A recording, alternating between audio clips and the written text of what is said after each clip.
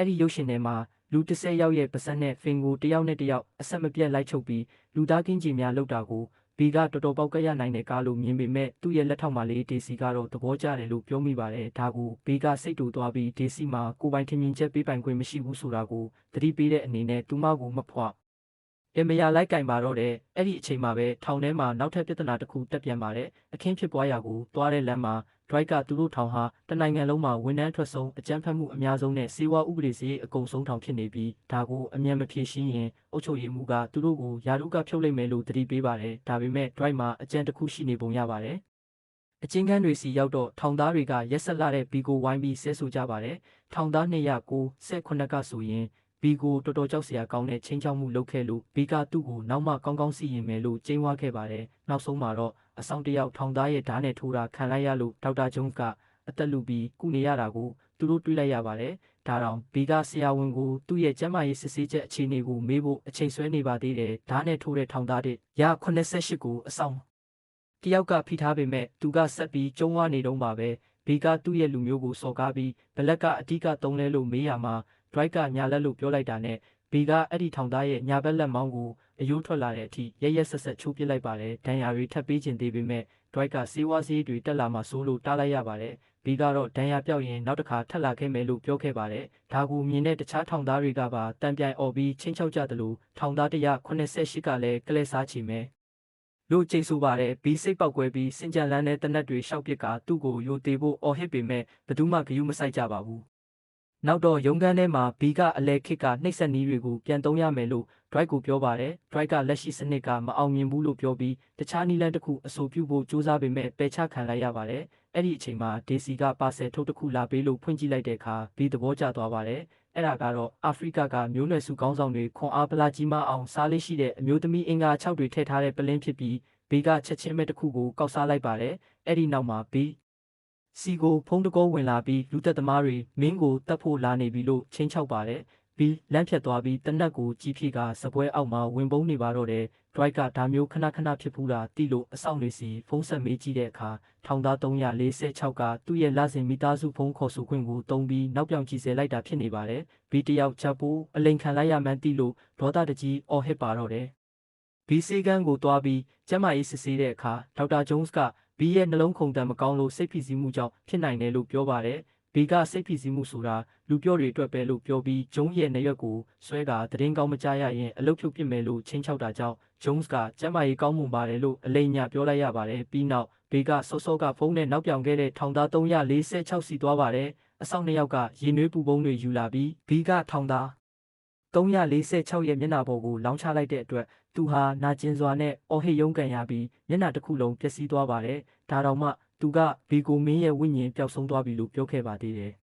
အဲ့ဒီနောက်အုပ်ချုပ်ရေးမှူးဟျူးစ်ရောက်လာပါတယ်ဘီက secret ကမ်းလှမ်းပေမဲ့ဟျူးစ်ကကျူဘာ secret ပဲတောက်တယ်လို့ညင်းလိုက်လို့ဘီစိတ်ကောက်ပြီး American အလံကြီးကိုတွားဖက်နေပါတယ်ဟျူးစ်ကဘီရဲ့ရက်ဆက်တဲ့ထောင်အုပ်ချုပ်ပုံဟာသူ့ရဲ့နိုင်ငံရေးအလုပ်ကိုင်ကိုထိခိုက်စေတယ်လို့စူပူပြီးပြောင်းလဲမှုတွေလုပ်ဖို့နဲ့နောက်နှစ်ပတ်နေရင်ပြန်လာစစ်မယ်လို့ပြောပါတယ်အခြေအနေမကောင်းရင်နှစ်ယောက်စလုံးအလုပ်ပြုတ်မယ်လို့ချင်းချောက်ပြီးထွက်သွားပါတယ်ဟျူးစ်ထွက်သွားတာနဲ့ဘီတယောက်ယူမတက်ဖြစ်ပြီး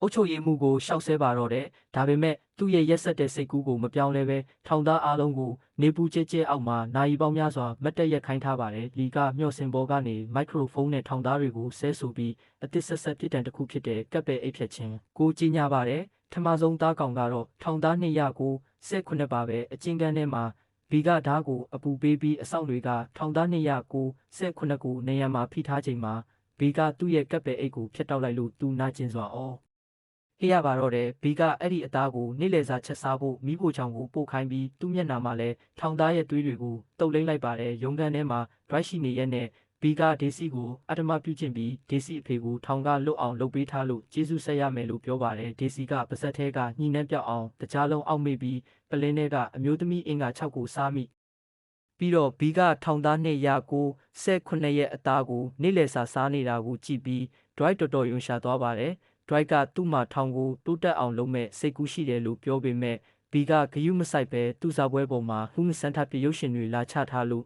့စိတ်တူနေပါတယ်နောက်တော့စေကန်းမှာထောင်သား346ရဲ့မျက်နှာကပတ်တီးတွေကိုခွာတာကို ဘီကကြည့်ပြီးသဘောကျနေပါတယ်ပြီးတော့ထောင်သား188စီသွားပြီးသူကတိအတိုင်းလက်ချောင်းတွေကိုချိုးပစ်ပြန်ပါတယ်ဒေါက်တာဂျုံးစ်ကထောင်သား298ရဲ့အခြေအနေတည်ငြိမ်သွားပြီလို့ပြောလို့ဘေးကသဘောကျပြီးမနှက်ဖြန်ကြရင်ထောင်သားအားလုံးကိုကပ်ပယ်အိတ်ဖြတ်မယ်လို့ကြေညာပါတယ်ဂျုံးကတော့လိုင်စင်မရှိပဲအလုပ်လုပ်ခွင့်ပေးတာဒီထောင်ပဲရှိလို့ဘီရဲ့အယူလုပ်ရက်တွေကိုတီးခံနေရတာဖြစ်ပါတယ်ဘီကထောင်သား298ကိုသွားနိုးပြီးလှောင်ပြောင်ပေမဲ့ထောင်သားကမကြောက်ဘဲပြန်ချင်းချောက်လို့ဘီစိတ်တူပြီးလဲပေးညှစ်တက်လိုက်ပါတယ်ပြီးမှဒေါက်တာဂျုံးစ်ကိုပြန်အသက်သွင်းခိုင်းပြီးလျှက်စစ်နဲ့အသက်ပြန်ရှင်လာတော့မှဒုတိယအကြိမ်ထပ်ပြီးလဲပေးညှစ်တက်လိုက်ပြန်ပါတယ်ဘီထွက်သွားပြီးနောက်ဒရိုက်ကဒေါက်တာဂျုံးစ်ကို Human Centipede ရုပ်ရှင်တွေကြည့်ခိုင်းပါတယ်အဲ့ဒီညမှာဘီရေချိုးခန်းကျန်းပြင်ပေါ်မှာငိုယိုနေပြီးနောက်ရုံးခန်းထဲကိုတနက်တစ်ပြောင်းဝီစကီတစ်ပလင်းနဲ့ရောက်လာကထောင်သားတွေသူ့ကိုမလေးစားကြောင်းနဲ့သူအလုတ်ပြုတ်တော့မှဒါကိုညီးတွားပါတယ်အဲ့ဒီမှာဒရိုက်စိတ်မရှိတော့ပဲအော်ဟစ်ပြီးသူ့ရဲ့အကြံဉာဏ်ကိုနားထောင်ဖို့ပြောပါတော့တယ်အဲ့ဒါကတော့ထောင်သားအားလုံးကိုစုပြီးလူသားကင်းချီများကြီးလုပ်ဖို့ပါပဲဒါဆိုရင်ထောင်တွင်းရန်ပွဲတွေအဆောင်တွေကိုတိုက်ခိုက်တာတွေမရှိတော့ပဲထောင်သားတွေအားလုံးဒူးထောက်အညံ့ခံရမှာဖြစ်လို့ရာဇဝတ်မှုကိုကာကွယ်ရရောက်မယ်လို့ပြောပါတယ်ဘေးကရုပ်ရှင်ထဲကအတိုင်းလက်တွေ့မဖြစ်နိုင်ဘူးလို့ထင်ပေမဲ့ဒရိုက်ကဒရိုက်တာနဲ့စကားပြောပြီးပြီဖြစ်လို့စေပညာအရာအမှန်ကန်ဖြစ်နိုင်တယ်လို့ပြောပါတယ်ဒါပေမဲ့ဘီကယူသွတ်တဲ့အကြံဉာဏ်လို့ထင်ပြီးဒရိုက်ကိုအလုတ်ဖြုတ်လိုက်ပါတယ်ဒရိုက်ကသူ့ကိုဆဲဆိုပြီးထွက်သွားရမှာဘီကတရွေးနဲ့လှမ်းထွေးပါတယ်ဒရိုက်ကထွက်သွားရင်ငိုနေတဲ့ဒေစီကိုပို့ဝါလေးပေးခဲ့ပါတယ်အဲ့ဒီနောက်ဘီတယောက်လူသားတွေကိုမုံတီးကြောင်းအော်ဟစ်ပြီးပလင်းထဲကအင်္ဂါ6တွေကိုထပ်စားကမျောစင်ပေါ်ကနေထောင်သားတွေကိုလှမ်းဆဲပေမဲ့ထောင်ဝင်းကြီးကတယောက်မှမရှိပဲဗလာဖြစ်နေပါတယ်နောက်တော့ဘီတယောက်ထဲကန်တင်းမှာအရက်တောက်နေတော့ထောင်သားတွေဝိုင်းလာပြီးသူ့ကိုဖမ်းချတုတ်ကထောင်သား298ကဘီရဲ့ဘေးတစ်ဖက်ကိုအပေါက်ဖောက်ပြီးအဓမ္မပြုကျင့်ပါတော့တယ်ဘီသွေးတန်ရဲရဲနဲ့အော်ဟစ်နေတော့မှပဲစပွဲပေါ်မှာအိမ်မက်ဆိုးကနေလန့်နိုးလာပါတယ်နောက်ရက်မှာဒရိုက်က Human Centipede ရုပ်ရှင်ဒါရိုက်တာတန် Tom Six ကိုခေါ်လာပါတယ်ဘီကတန်ကိုတရွေးနဲ့ထွေးနဲ့နှုတ်ဆက်ပါတယ်ဒရိုက်ကတန်ရဲ့ရုပ်ရှင်တွေကိုချီးကျူးနေတော့ဒေါက်တာဂျုံးရောက်လာပြီးထောင်သား298နှလုံးရက်သွားလို့ပြန်အသက်သွင်းခဲ့ရကြောင်းပြောပါတယ်ဒရိုက်ကလူသားကင်းချီများအစီအစဉ်ကိုဆက်ပြောပြီးတန်ကလည်းဒါဟာစေပညာအရာတကယ်လုပ်လို့ရကြောင်းဆရာဝန်တယောက်စီကရထားတဲ့မြေပုံတွေနဲ့ပြပါတယ်ဂျုံးစ်ကမြေပုံတွေကိုကြည့်ပြီးဖြစ်နိုင်တယ်လို့အတည်ပြုလာကြောင်းဘီလဲနောက်ဆုံးမ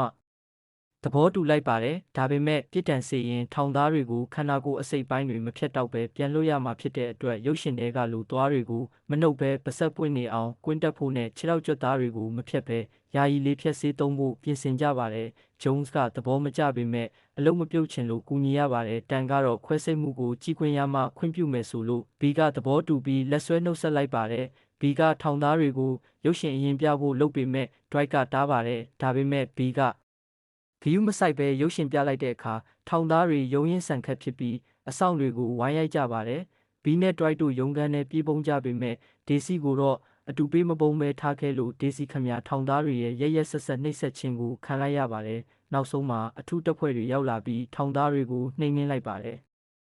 ်အဲ့ဒီနောက်မှာတော့ဘီဟာထောင်သားတွေကိုမေးစေးတနက်နဲ့လှမ်းပစ်ပြီးစေကန်းကိုပို့ကာခွဲစိတ်မှုတွေစတင်มาတော့တယ်ခွဲစိတ်ဆရာဝန်9ဖွဲ့ကထောင်သား3ယောက်စီကိုတတွဲချင်းစီဆက်ချုပ်ပြီးအပြင်ကတဲတွေမှာထားကာနောက်ဆုံးမှာတစ်ခုလုံးကိုပေါင်းချုပ်လိုက်ပါတယ်ဝမ်းပြတ်တက်တဲ့ထောင်သားကိုထောင်သား298ရဲ့ပါဇက်နဲ့တွဲချုပ်ပေးလိုက်ပြီးခွဲစိတ်လို့မရတဲ့ထောင်သားတချို့ကိုတော့ဘီကတနက်နဲ့ပြစ်တက်ဖြစ်ပါတယ်ကိုမာဝင်နေတဲ့ဒေစီကိုလည်းဘီကမတရားကျူးလွန်ပြီးကင်းချီများအမီးပိုင်းမှာထဲချုပ်ပစ်လိုက်ပ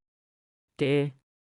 ဲစီမံကိန်းကြီးပြီးတဲ့အခါအုတ်ချုပ်ရည်မှုဟူးစ်နဲ့ဒါရိုက်တာတန်တို့ရောက်လာပါတယ်အရှိဆုံးကလူတစ်ယောက်ပဲအစာစားရပြီးကြံတဲ့လူတွေကတော့ရှေ့လူရဲ့ကျင်ကြီးကိုစက်တိုက်စားသုံးကြရတဲ့အေယာမလူသားကင်းချင်များကြီးကိုပြသပါတယ်ဒါအပြင်တည်တံကျနေတဲ့ထောင်သားတွေကိုတော့ခြေလက်တွေအားလုံးဖြတ်ပြီးမြေပြင်ပေါ်မှာပဲတွားသွားရတဲ့လူသားပိုးတုံးလုံး Human Caterpillar အဖြစ်ပြုလုပ်ထားတာကိုလည်းပြပါတယ်ဟျူးစ်ကဒါကိုမြင်ပြီးထိတ်လန့်သွားကဘီနဲ့ဒရိုက်တို့ကိုတည်တံပေးမယ်လို့ပြောပြီးထွက်သွားပေမဲ့ခဏအကြာအမာစိတ်ကူးပြောင်းပြီးပြန်လှည့်လာကဒါဟာအမေရိကန်အတွက်တကယ်လိုအပ်တဲ့အရာပဲလို့ချီးကျူးပြီးသူသမရဖြစ်အောင်ဒီအစီအစဉ်နဲ့စူးစမ်းမယ်လို့ပြောပါတယ်အုတ်ချုပ်ရည်မှုထွက်သွားပြီးနောက်ဒရိုက်ကဒါဟာသူ့ရဲ့စိတ်ကူးဖြစ်လို့ကုန်